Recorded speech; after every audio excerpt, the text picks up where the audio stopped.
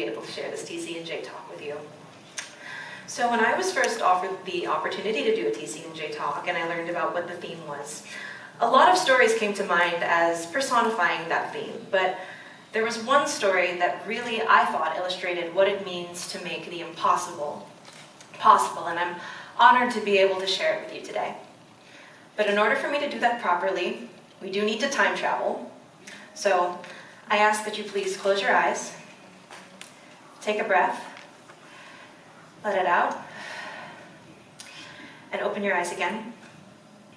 It's July 1985, New York City. You are a young artist, and you've been working odd jobs and teaching and working on commission when you can to make ends meet. You leave your apartment for the first time that day, and the sun is so bright it bleaches the pavement and makes you squint as you walk away from your apartment. You walk further into town, and the air is thick with the noise of the traffic, humidity, and dust, and over all of it you can hear the melody of an ice cream truck. Tomorrow is the 4th of July, and that means that your city is getting ready to celebrate. Parents and their children take to the marketplaces, friends, lovers, young and old, take to the park benches to enjoy the sunshine. And all around you, the whole world is celebrating in that anticipatory joy that precedes a national holiday. And there are so many reasons for happiness. You're young, you're beautiful, and you are working, doing what you love in one of the most spectacular cities on earth. But it's hard. It's hard to feel happy. These days, it's hard for you to feel anything but sick and scared, because as you walk through this hot July afternoon, you shiver with a chill that hasn't left you for a month. You think about how this morning it took you 45 minutes to pull yourself out of bed, walk the 20 feet to your bathroom, and brush your teeth, taking care to avoid these angry red sores that have appeared in your mouth seemingly overnight.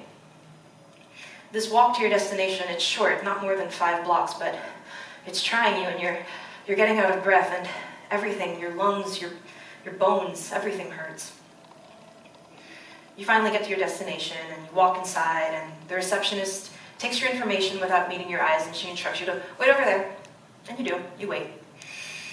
And you think this is what convicts on death row must feel like.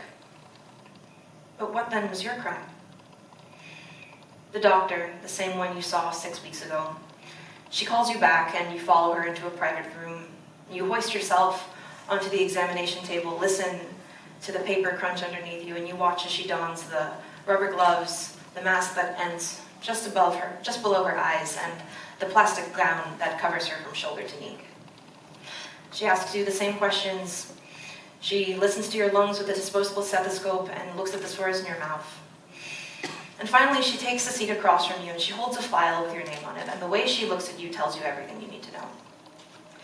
She says to you, "I'm sorry, but you've tested positively for HIV. And somehow, after the bomb drops, your heart is still beating." She tells you that there is no pill to reverse the process, no injection to buy you any more time, and she puts a gloved hand over yours, and she tells you that you should probably get your affairs in order, which you know is doctor code for you're going to die. You're going to die soon and painfully. And you do. Not a year and a half later, of a pneumonia that rotted your lungs and a cancer that took first your skin and then your liver and then your brain. This story is true. It has hundreds of thousands of reiterations between the years of 1981 to the present. And in a lot of ways, the world in which we live hasn't changed too much. People are still dying from AIDS, and people are still getting newly infected with HIV. But in a lot of ways, the world in which we live is vastly different than the one we lived in 30 years ago. Because today, HIV isn't a death sentence. It's a chronic illness that can be completely managed with antiviral medications that reduce the viral load in someone's body, the viral load being the amount of copies of a virus in your blood, to 0. And 0 means undetectable by a test and untransmittable to another person. Today, people with HIV are living well into their 60s, are enjoying relationships with HIV-negative people, and are even giving birth to HIV-negative children. So how did we get here? It's nothing short of a miracle. How did we get here, and what do we as the TCNJ community have to learn from it? The best way to answer both of those questions is to start at the official beginning of the AIDS crisis, which was June of 1981, when the CDC released a mortality and morbidity weekly report that talked about 5 previously healthy gay men in their 30s living in Los Angeles. And these men were coming to the hospital with the same types of symptoms, and it was found that they all had this really rare type of pneumonia, the kind you would only see in people who had severely diminished immune systems. About a month later, the New York Times picked up the story, and all of a sudden, the death toll from this mysterious new illness started to skyrocket. One man named Frank Iamelli was living in Boston at the time. He's 60 years old now. And when he reflects on that self-made urban tribe, the same one my peers and I are trying to cultivate in these formative college years, all he can say is, that whole family I created is just gone. I've got 4 or 5 friends left from that time period. It's just weird to realize that everyone you love is gone. Now, so many deaths would surely attract the attention of the government, right? I mean, surely the government would want to allocate resources towards writing policy, funding research, finding a cure, developing treatment. Fortunately, it didn't quite pan out that way, quite the opposite. And the reason for that is because at the beginning of the crisis, primarily, the people who were dying from AIDS were primarily gay men and intravenous drug users. Now, these people were vastly different than the people in power. And because they were different, the people in power couldn't see their humanity, couldn't relate to their suffering. So what happens afterward? How does the government respond? Well, one advisor to the president at the time, Pat Buchanan, said in an op-ed piece, they, homosexuals, have declared war upon nature, and now nature is exacting an awful retribution. One senator, Jesse Helms, was vehemently opposed to any federal funding that would further HIV research, because he too believed that HIV was just divine punishment for immoral behavior. And not everyone was vocal. Some people chose to remain silent. Ronald Reagan, who was president at the time, didn't publicly say the word AIDS until 1985, 4 years after the crisis had begun. And in that year alone, 5,000 American citizens would die of HIV. When leaders of a society espouse these types of beliefs, it trickles down and affects all realms of society. The discrimination that happened after this was rampant, but here's just one example. One of my nursing professors, Professor Colleen Pedrati, shared with me her experience working with AIDS patients in North Philadelphia through the end of the 70s and the 80s. She told me that nurses and doctors would simply refuse to care for patients, and if care was given, it was just barely adherent to the minimum standards of care and was given without any recognition of their human suffering or kindness. So what do you do? What do you do when you're living through a plague and you're burying your friends every weekend and you're living under a government that sees their deaths as just? What do you do? What you do is you take matters into your own hands. And that is what gay activists did at the time, because they were tired of seeing their friends and partners die without any hope for a better tomorrow. Never doubt that a small group of thoughtful, committed citizens can change the world. Indeed, it is the only thing that ever has. That was said by Margaret Mead, who is an anthropologist. And there were so many people in the gay community who mobilized in order to care for those who were dying, to put pressure on the government to simply act, and who took the first brave step in making the impossible possible. And they lost no time in getting to work. In 1982, we start seeing the first community-based AIDS-specific organizations popping up around the country in the cities that were hardest hit by the epidemic. The first of these was Gay Men's Health Crisis, which was founded in 1982 in New York City. One of its founders was a playwright named Larry Kramer. And remember that name because there's a quiz later.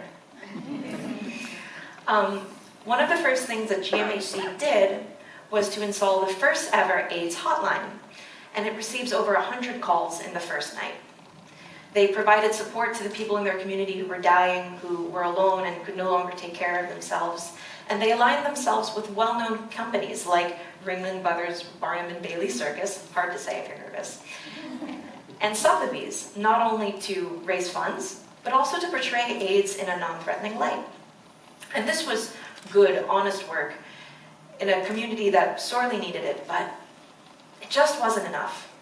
Because in 1987, the death tolls of AIDS was nowhere close to decreasing, and the number of people living with HIV had surpassed 1 million. More aggressive action was needed. So Larry Kramer, oh, his picture's gone, I don't know where it went. That's okay. Larry Kramer, one of the founders of GMHC, founded another group in 1987 called ACT UP.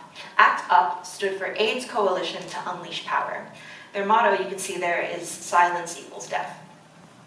Now, ACT UP was created with the purpose of putting pressure on Big Pharma and the FDA to change policy surrounding medical research and to make drugs more available to people who needed it. At the time that ACT UP was founded in 1987, there was just one drug on the market for the treatment of HIV. The drug was called AZT, and the company that owned the patent on it was called Burroughs Wellcome. Does anyone want to guess how much a year's supply of treatment of AZT costs in 1987? Shout it out, your guesses, please. $10,000. $10,000 for the only drug that existed that would save your life. At the time, only 10% of the people with HIV could actually afford this drug, so where does that leave the other 90%? Dead. I'm sure you can imagine. Well, ACT UP just wouldn't stand for this, so on September 14th, 1989, they staged one of their most historical protests. 350 people gathered outside the New York Stock Exchange to put pressure on Burroughs Wellcome to lower the price of AZT. But what was more interesting was what was happening inside of the stock market. Earlier that day, 5 members of ACT UP infiltrated the New York Stock Exchange, chained themselves to the VIP balcony, and littered fake currency onto the floor bumpers below. This created what was one of the biggest commotions in the New York Stock Exchange of all time, and it actually, for the first time in history, delayed the opening of the opening bell. And in this picture, you can see some of the members of ACT UP being escorted out of the New York Stock Exchange and into the police van. And this created such a commotion, so much press, so much bad press, that Burroughs and Wellcome actually lowered the price of their drug 4 days later. Never doubt that a small group of thoughtful, committed citizens can change the world. And this was just the first of many changes to come. Now, this is just a snapshot of what activism looked like in the 80s, and I don't have nearly enough time to tell all the stories of the people who dared to act up, protest, and take that first brave step forward in making the impossible possible. And these people not only left us with the reality that we live in today, but they also left us a testament to the power of what happens when we see the humanity in other people. For the members of GMHC and ACT UP, it was easy for them to see the humanity in those who were suffering because it was their friends, their partners who were dying. But imagine how different history would be if people like Pat Buchanan, Jesse Helms, and Ronald Reagan dared to seek out the humanity in those that were different than them. As we leave this space today, I ask humbly that each and every one of you, once a day, try and seek out the humanity in someone who's different than you. If we make that collective effort, who knows what kind of impossible future we can make possible for those who come after us. Thank you.